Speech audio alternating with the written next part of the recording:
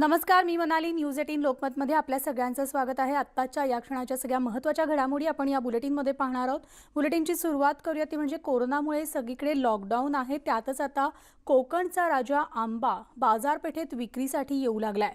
पुण्यामध्ये आंबा खरेदीसाठी गर्दी होऊ नये म्हणून सगळीकडे पोलीस सतर्क झालेले आहेत. तर लोकांनी सोशल डिस्टन्सिंग जे आहे त्याचं अंतर राखावं आणि म्हणून आंबा विक्री ठिकाणी पोलीस स्वतः हजर आहेत. हे सगळं पाहणार आहोत, पण आता थेट जाऊयात. पंतप्रधान नरेंद्र मोदी मन की बात मध्ये देशवासियांशी संबोधतायत. पाहूयात नेमकं आज काय सांगणार आहेत. आप लड़ रहे हैं जनता के साथ मिलकर, शासन प्रशासन लड़ रहा है। भारत जैसा विशाल देश जो विकास के लिए प्रयत्नशील है, गरीबी से निर्णायक लड़ाई लड़ रहा है। उसके पास कोरोना से लड़ने और जीतने का यही एक तरीका है। और हम भाग्यशाली हैं कि आज पूरा देश का हर नागरिक, जन जन इस लड़ाई का सिपाही है, लड़ाई का नेतृत्व कर रहा है। आप कहीं भी नजर डालिए, आपको एहसास हो जाएगा कि भारत की लड़ाई पीपल ड्रिवन है। जब पूरा विश्व इस महामारी के संकट से जूझ रहा है, भविष्य में जब इसकी चर्चा होगी, उसकी तौर तरीकों की चर्चा होगी, मुझे विश्वास है कि भारत की ये पीपल ड्रिवन लड़ाई, इसकी जरूर चर्चा होगी। पूरे देश में गली मोहल्लों में जगह जगह पर आज लोग एक दूसरे की सहायता के लिए आगे आए हैं।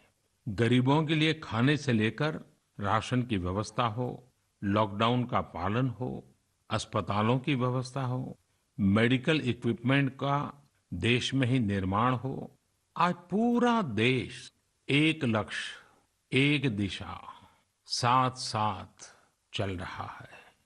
ताली, थाली, दिया, मोमबत्ती, इन सारी चीजों ने जो भावनाओं को जन्म दिया, जिस जज्बे से देशवासियों ने कुछ न कुछ करने की ठान ली, हर किसी को इन बातों ने प्रेरित किया है। शहर हो या गांव, ऐसा लग रहा है जैसे देश में एक बहुत बड़ा अपने खेतों में दिन रात मेहनत कर रहे हैं और इस बात की भी चिंता कर रहे हैं कि देश में कोई भी भूखा न सोए। हर कोई अपने सामर्थ्य के हिसाब से इस लड़ाई को लड़ रहा है। कोई किराया माफ कर रहा है, तो कोई अपनी पूरी पेंशन या पुरस्कार में मिली राशि को पीएम केयर्स में जमा करा रहा है। कोई खेत की सारी सब्जियां दान दे रहा है, तो कोई हर रोज सैकड़ों गरीबों को मुफ्त भोजन करा रहा है। कोई मास्क बना रहा है। कहीं हमारे मजदूर भाई बहन क्वारंटीन में रहते हुए जिस स्कूल में रह रहे हैं, उसकी रंगाई पुताई कर रहे हैं। साथियों, दूसरों की मदद के लिए आपके भीतर हृदय की किसी कोने में जो ये उमड़ता घुमड़ता भाव है ना, वही कोरोना के खिलाफ भारत की इस लड़ाई को ताकत दे रहा है। वही इस लड़ाई को सच्चे मायने में पीपल ड्रिवन बना रहा है। और हमने देखा है पिछले कुछ साल में हमारे देश में यह मिजाज बना है, निरंतर मजबूत होता रहा है। चाहे करोड़ों लोगों का गैस सब्सिडी छोड़ना हो, लाखों सीनियर सिटीजन का रेलवे सब्सिडी छोड़ना हो, स्वच्छ भारत अभियान का नेतृत्व लेना हो, टॉयलेट बनाने हो, अनगिनत बातें ऐसी है। इन सारी बातों से पता चलता है हम सबको एक मन, एक मजबूत धागे से पिरो दिया है, एक होकर देश के लिए कुछ करने की प्रेरणा दी है। मेरे प्यारे देशवासियों, मैं पूरी नम्रता पूर्वक, बहुत ही आदर के साथ आज 130 करोड़ देशवासियों की इस भावना को सर झुका करके नमन करता हूं। आप अपनी भावना के अनुरूप देश के लिए अपनी रुचि के हिसाब से, अपने समय के अनुसार कुछ कर सके, इसके लिए सरकार ने एक डिजिटल प्लेटफॉर्म भी तैयार किया है। ये प्लेटफॉर्म है covidwarriors.gov.in। मैं दोबारा बोलता हूं, covidwarriors.gov.in। सरकार ने इस प्लेटफॉर्म के माध्यम से तमाम सामाजिक संस्थाओं के वॉलेंटियर्स, सिविल सोसाइटी के प्रतिनिधि और स्थानीय प्रशासन को एक दूसरे से जोड़ दिया है। बहुत ही कम समय में इस पोर्टल से 1.25 करोड़ लोग जुड़ चुके हैं। इनमें डॉक्टर, नर्सिस से लेकर हमारी आशा, एएनएम बहनें, हमारे एनसीसी, एनएसएस के साथी, अलग अलग फील्ड के तमाम प्रोफेशनल्स, उन्होंने इस प्लेटफॉर्म को अपना प्लेटफॉर्म बना लिया है। ये लोग स्थानीय स्तर पर क्राइसिस मैनेजमेंट प्लान बनाने वालों में और उसकी पूर्ति में भी बहुत मदद कर रहे हैं। आप भी covidwarriors.gov.in से जुड़कर देश की सेवा कर सकते हैं, कोविड वॉरियर बन सकते हैं। साथियों, हर मुश्किल हालात, हर लड़ाई कुछ न कुछ सबक देती है, कुछ न कुछ सिखा करके जाती है, सीख देती है, कुछ संभावनाओं के मार्ग बनाती है और कुछ नई मंजिलों की दिशा भी देती है। इस परिस्थिति में आप सब देशवासियों ने जो संकल्प शक्ति दिखाई है, उससे भारत में एक नए बदलाव की शुरुआत भी हुई है। हमारे बिजनेस, हमारे दफ्तर, हमारे शिक्षण संस्थान, हमारा मेडिकल सेक्टर, हर कोई तेजी से नए तकनीकी बदलावों की तरफ भी बढ़ रहे हैं। टेक्नोलॉजी के फ्रंट पर तो वाकई ऐसा लग रहा है कि देश का हर इनोवेटर नई परिस्थितियों के मुताबिक कुछ न कुछ नया निर्माण कर रहा है। साथियों, देश जब एक टीम बनकर के काम करता है, तब क्या कुछ होता है, ये हम अनुभव कर रहे हैं। आज केंद्र सरकार हो, राज्य सरकार हो, इनका हर एक विभाग और संस्थान राहत के लिए मिलजुल करके पूरी स्पीड से काम कर रहे हैं। हमारे एविएशन सेक्टर में काम कर रहे लोग हों, रेलवे कर्मचारी हो, ये दिन रात मेहनत कर रहे हैं ताकि देशवासियों को कम से कम समस्या हो। आप में से शायद बहुत लोगों को मालूम होगा कि देश के हर हिस्से में दवाइयों को पहुंचाने के लिए लाइफलाइन उड़ान नाम से एक विशेष अभियान चल रहा है। हमारे इन साथियों ने इतने कम समय में देश के भीतर ही 3 लाख किलोमीटर की हवाई उड़ान भरी है और 500 टन से अधिक मेडिकल सामग्री देश के कोने कोने में आप तक पहुंचाया है। इसी तरह रेलवे के साथ ही लॉकडाउन में भी लगातार मेहनत कर रहे हैं ताकि देश के आम लोगों को जरूरी वस्तुओं की कमी न हो। इस काम के लिए भारतीय रेलवे करीब करीब 60 से अधिक रेल मार्ग पर 100 से भी ज्यादा पार्सल ट्रेन चला रही है। इसी तरह दवाओं की आपूर्ति में हमारे डाक विभाग के लोग बहुत अहम भूमिका निभा रहे हैं। हमारे ये सभी साथी सच्चे अर्थ में कोरोना के वॉरियर ही हैं। साथियों, प्रधानमंत्री गरीब कल्याण पैकेज के तहत गरीबों के अकाउंट में पैसे सीधे ट्रांसफर किए जा रहे हैं। वृद्धावस्था पेंशन जारी की गई है। गरीबों को 3 महीने के मुफ्त गैस सिलेंडर, राशन जैसी सुविधाएं भी दी जा रही हैं। इन सब कामों में सरकार के अलग अलग विभागों के लोग, बैंकिंग सेक्टर के लोग एक टीम की तरह दिन रात काम कर रहे हैं। और मैं हमारे देश की राज्य सरकारों की भी इस बात के लिए प्रशंसा करूंगा कि वो इस महामारी से निपटने में बहुत सक्रिय भूमिका निभा रही है। स्थानीय प्रशासन, राज्य सरकारें जो जिम्मेदारी निभा रही हैं, उसकी कोरोना के खिलाफ लड़ाई में बहुत बड़ी भूमिका है। उनका ये परिश्रम बहुत प्रशंसनीय है। मेरे प्यारे देशवासियों, देश भर से स्वास्थ्य सेवाओं से जुड़े लोगों ने अभी हाल ही में जो अध्यादेश लाया गया है, उस पर अपना संतोष व्यक्त किया है। इस अध्यादेश में कोरोना वॉरियर्स के साथ हिंसा, उत्पीड़न और उन्हें किसी रूप में चोट पहुंचाने वालों के खिलाफ बेहद सख्त सजा का प्रावधान किया गया है। हमारे doctor, nurses, paramedical staff, community health workers और ऐसे सभी लोग जो देश को कोरोना मुक्त बनाने में दिन रात जुटे हुए हैं, उनकी रक्षा करने के लिए ये कदम बहुत जरूरी था। मेरे प्यारे देशवासियों, हम सब अनुभव कर रहे हैं कि महामारी के खिलाफ इस लड़ाई के दौरान हमें अपने जीवन को, समाज को, हमारे आसपास हो रही घटनाओं को एक फ्रेश नजरिए से देखने का अवसर भी मिला है। समाज के नजरिए में भी व्यापक बदलाव आया है। आज अपने जीवन से जुड़े हर व्यक्ति की अहमियत का हमें आभास हो रहा है। हमारे घर में काम करने वाले लोग हो, हमारी जरूरतों को पूरा करने के लिए काम करने वाले हमारे सामान्य कामगार हो, पड़ोस की दुकानों में काम करने वाले लोग हो, इन सब की कितनी बड़ी भूमिका है, हमें ये अनुभव हो रहा है। इसी तरह जरूरी सेवाओं की डिलीवरी करने वाले लोग, मंडियों में काम करने वाले हमारे मजदूर भाई बहन, हमारे आस पड़ोस के ऑटो चालक, रिक्शा चालक, आज हम अनुभव कर रहे हैं कि इन सब के बिना हमारा जीवन कितना मुश्किल हो सकता है। आजकल सोशल मीडिया में हम सब लोग लगातार देख रहे हैं कि लॉकडाउन के दौरान लोग अपने इन साथियों को न सिर्फ याद कर रहे हैं, उनकी जरूरतों का ध्यान रख रहे हैं, बल्कि उनके बारे में बहुत सम्मान से लिख भी रहे हैं।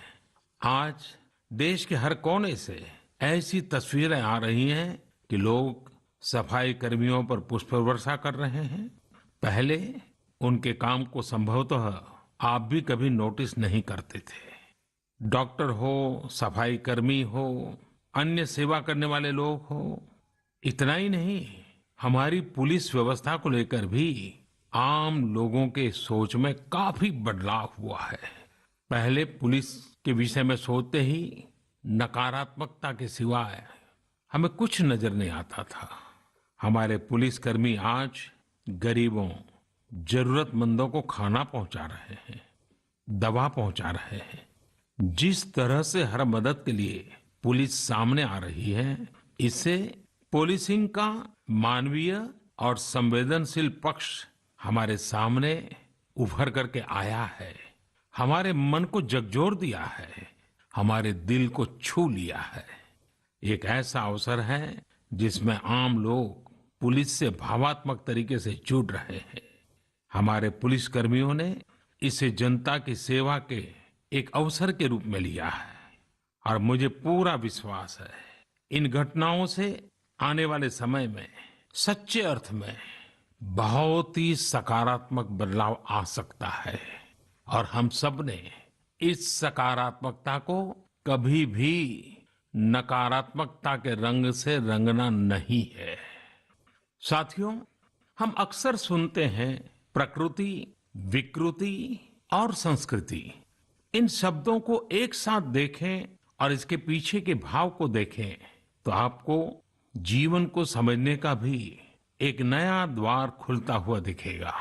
अगर मानव प्रकृति की चर्चा करें तो ये मेरा है, मैं इसका उपयोग करता हूं। इसको और इस भावना को बहुत स्वाभाविक माना जाता है, किसी को इसमें कोई ऐतराज नहीं होता। इसे हम प्रकृति कह सकते हैं। लेकिन जो मेरा नहीं है, जिस पर मेरा हक नहीं है, उसे मैं दूसरे से छीन लेता हूं, उसे छीनकर उपयोग में लाता हूं, तो हम इसे विकृति कह सकते हैं। इन दोनों से परे, प्रकृति और विकृति से ऊपर जब कोई संस्कारित मन सोचता है या व्यवहार करता है तो हमें संस्कृति नजर आती है। जब कोई अपने हक की चीज, अपनी मेहनत से कमाई चीज, अपने लिए जरूरी चीज कम हो या अधिक, इसकी परवाह किए बिना किसी व्यक्ति की जरूरत को देखते हुए खुद की चिंता छोड़कर अपने हक के हिस्से को बांट करके किसी दूसरे की जरूरत पूरी करता है, वही तो संस्कृति है। साथियों, जब कसौटी का काल होता है तब इन गुणों का परीक्षण होता है।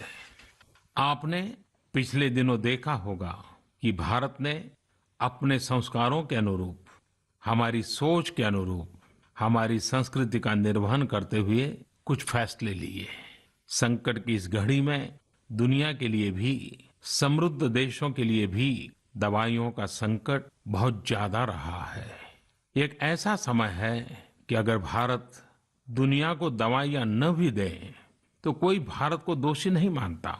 हर देश समझ रहा है कि भारत के लिए भी उसकी प्राथमिकता अपने नागरिकों का जीवन बचाना है। लेकिन साथियों, भारत ने प्रकृति विकृति की सोच से परे होकर फैसला लिया। भारत ने अपनी संस्कृति के अनुरूप फैसला लिया। हमने भारत की आवश्यकताओं के लिए जो करना था उसका प्रयास तो बढ़ाया ही, लेकिन दुनिया भर से आ रही मानवता की रक्षा की पुकार पर भी पूरा पूरा ध्यान दिया। हमने विश्व के हर जरूरतमंद तक दवाइयों को पहुंचाने का बीड़ा उठाया और मानवता के इस काम को करके दिखाया। आज जब मेरी अनेक देशों के राष्ट्राध्यक्षों से फोन पर बात होती है तो वो भारत की जनता का आभार जरूर व्यक्त करते हैं। जब वो लोग कहते हैं thank you India, thank you people of India, तो देश के लिए गर्व और बढ़ जाता है। इसी तरह इस समय दुनिया भर में भारत के आयुर्वेद और योग के महत्व को भी लोग बड़े विशिष्ट भाव से देख रहे हैं। सोशल मीडिया पर देखिए, हर तरफ इम्यूनिटी बढ़ाने के लिए किस तरह से भारत के आयुर्वेद और योग की चर्चा हो रही है। कोरोना की दृष्टि से आयुष मंत्रालय ने इम्यूनिटी बढ़ाने के लिए जो प्रोटोकॉल दिया था, मुझे विश्वास है कि आप लोग इसका प्रयोग जरूर कर रहे होंगे। गर्म पानी, काढ़ा और जो अन्य दिशा निर्देश आयुष मंत्रालय ने जारी किए हैं वो आप अपनी दिनचर्या में शामिल करेंगे तो आपको बहुत लाभ होगा। साथियों, वैसे ये दुर्भाग्य रहा है कि कई बार हम अपनी ही शक्तियां और समृद्ध परंपराओं को पहचानने से इनकार कर देते हैं। लेकिन जब विश्व का कोई दूसरा देश एविडेंस बेस्ड रिसर्च के आधार पर वही बात करता है, हमारी फॉर्मूला हमें सिखाता है, तो हम उसे हाथों हाथ ले लेते हैं। संभवतः इसके पीछे एक बहुत बड़ा कारण सैकड़ों वर्षों की हमारी गुलामी का कालखंड रहा है। इस वजह से कभी कभी हमें अपनी ही शक्ति पर विश्वास नहीं होता है, हमारा आत्मविश्वास कम नजर आता है। इसलिए हम अपने देश की अच्छी बातों को, हमारे पारंपरिक सिद्धांतों को एविडेंस बेस्ड रिसर्च के आधार पर आगे बढ़ाने के बजाय उसे छोड़ देते हैं, उसे हीन समझने लगते हैं। भारत की युवा पीढ़ी को अब इस चुनौती को स्वीकार करना होगा। जैसे विश्व ने योग को सहज स्वीकार किया है, वैसे ही हजारों वर्षों पुराने हमारे आयुर्वेद के सिद्धांतों को भी विश्व अवश्य स्वीकार करेगा। हाँ, इसके लिए युवा पीढ़ी को संकल्प लेना होगा और दुनिया जिस भाषा में समझती है उस वैज्ञानिक भाषा में हमें समझाना होगा, कुछ करके दिखाना होगा। साथियों, वैसे कोविड-19 के कारण कई सकारात्मक बदलाव हमारे काम करने के तरीके, हमारी जीवन शैली और हमारी आदतों में भी स्वाभाविक रूप से अपनी जगह बना रहे हैं। आपने सबने भी महसूस किया होगा इस संकट ने कैसे अलग अलग विषयों पर हमारी समझ और हमारी चेतना को जागरूक किया है। जो असर हमें अपने आसपास देखने को मिल रहे हैं, इनमें सबसे पहला है मास्क पहनना और अपने चेहरे को ढककर रखना। कोरोना की वजह से बदलते हुए हालात में मास्क भी हमारे जीवन का हिस्सा बन रहा है। वैसे हमें इसकी भी आदत कभी नहीं रही कि हमारे आसपास के बहुत सारे लोग मास्क में दिखे, लेकिन अब हो यही रहा है। हाँ, इसका ये मतलब नहीं है कि जो मास्क लगाते हैं वे सभी बीमार हैं। और जब मैं मास्क की बात करता हूं तो मुझे एक पुरानी बात याद आती है। आप सबको भी याद होगा, एक जमाना था कि हमारे देश के कई ऐसे इलाके ऐसे होते थे कि वहां अगर कोई नागरिक फल खरीदता हुआ दिखता था तो आस पड़ोस के लोग उसको जरूर पूछते थे क्या घर में कोई बीमार है? यानी फल मतलब बीमारी में ही खाया जाता है, ऐसी एक धारणा बनी हुई थी। हालांकि समय बदला और ये धारणा भी बदली।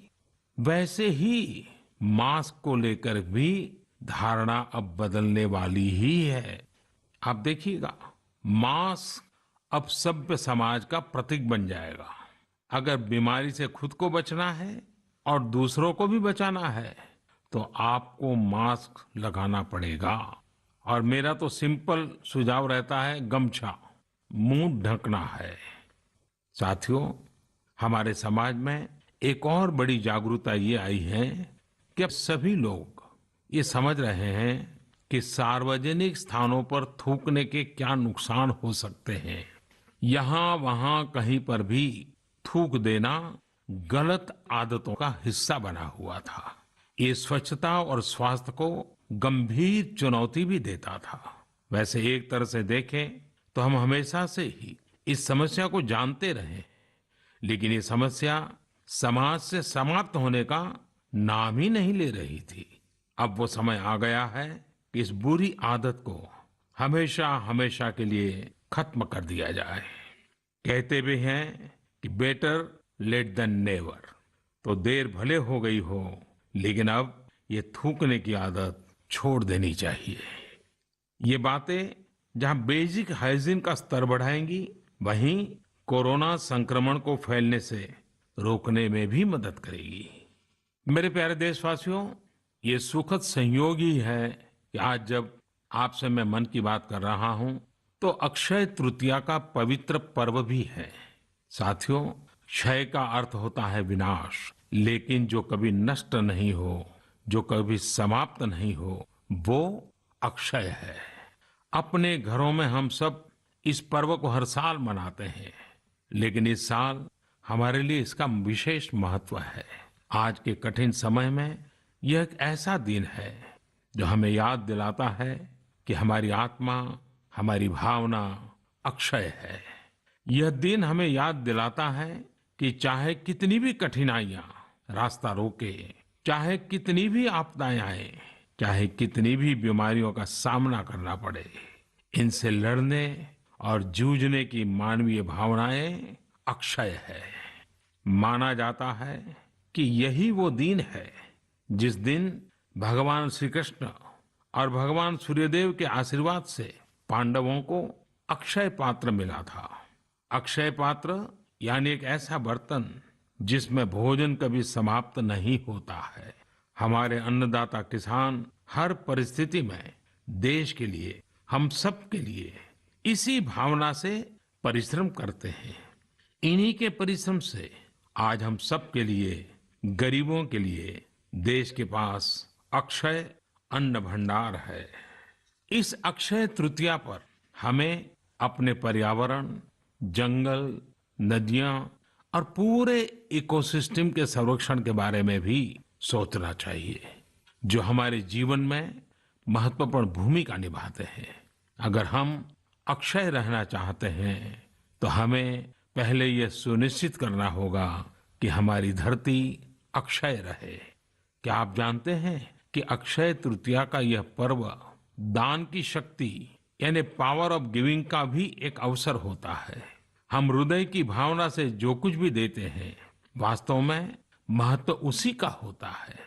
यह बात महत्वपूर्ण नहीं है कि हम क्या देते हैं और कितना देते हैं।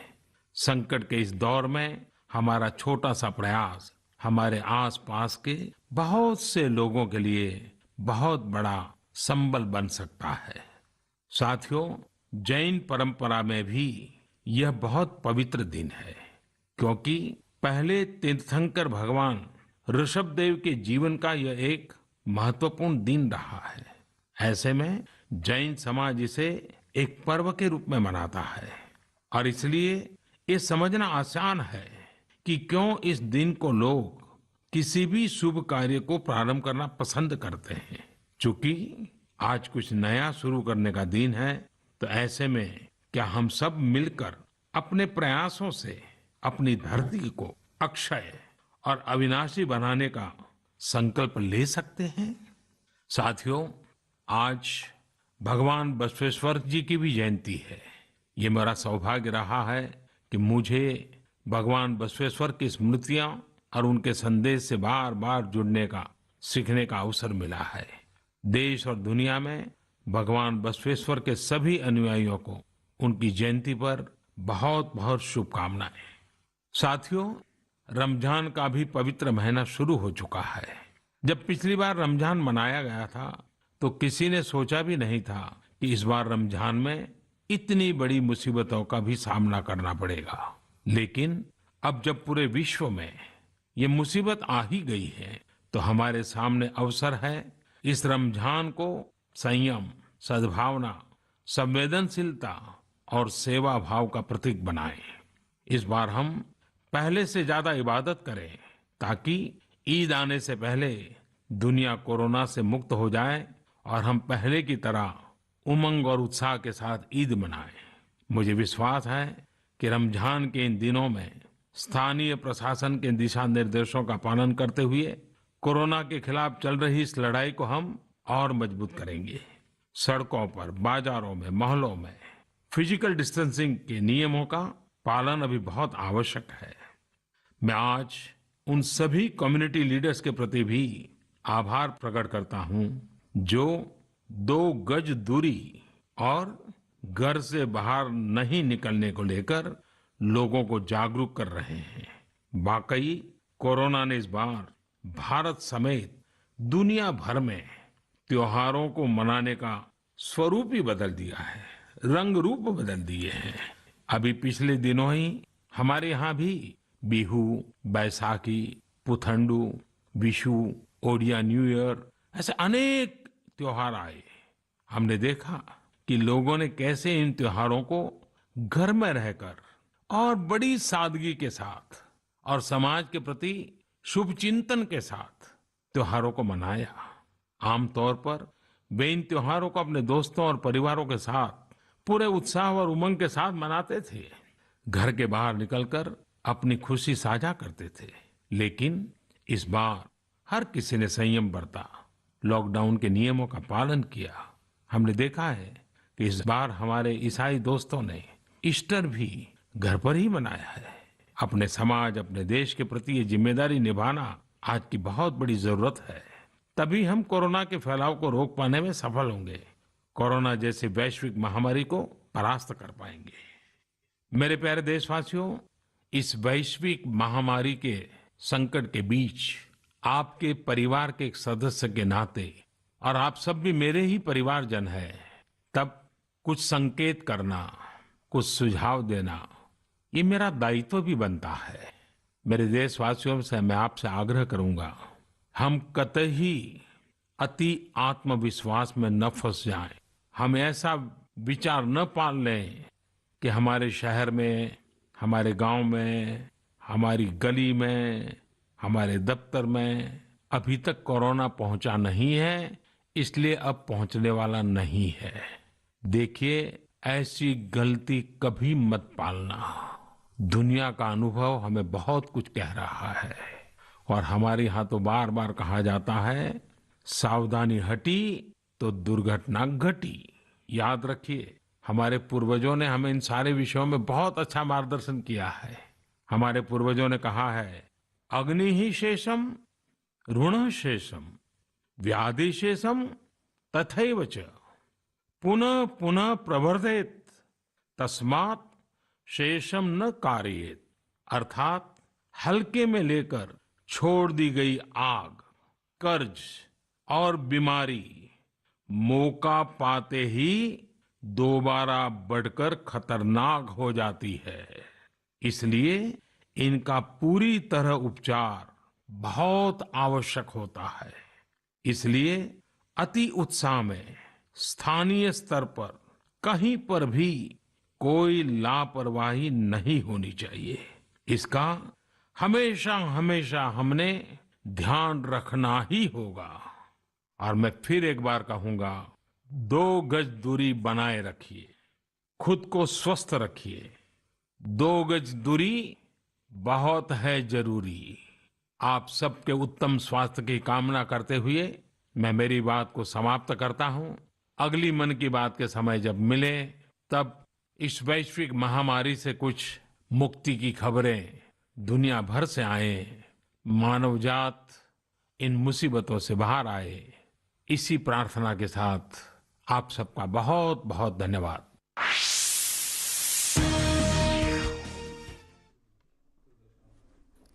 तर आपण पाहिलं नुकतंच पंतप्रधान नरेंद्र मोदी यांनी मन की बात या कार्यक्रमातून जनतेला संबोधलेलं आहे। अतिउत्साहात कोणताही निष्काळजीपणा करू नका, देश कोरोनाशी लढत आहे आणि देशाची कोरोना विरोधात निर्णायक लढाई आहे। देशामधले प्रत्येक जण हे सैनिक आहेत असं नरेंद्र मोदी यांनी म्हटलेलं आहे। त्यामुळे नागरिकांनी एकमेकांच्या मदतीसाठी यायचं आहे। पंतप्रधान मोदींकडून देशातील जनतेचे आभार देखील मानण्यात आलेले आहेत। आणि या सगळ्या घडामोडीनंतर आता वेळ झाली इथेच थांबण्याची। ताज्या बातम्यांसाठी तुम्ही पाहत राहा न्यूज 18 लोकमत।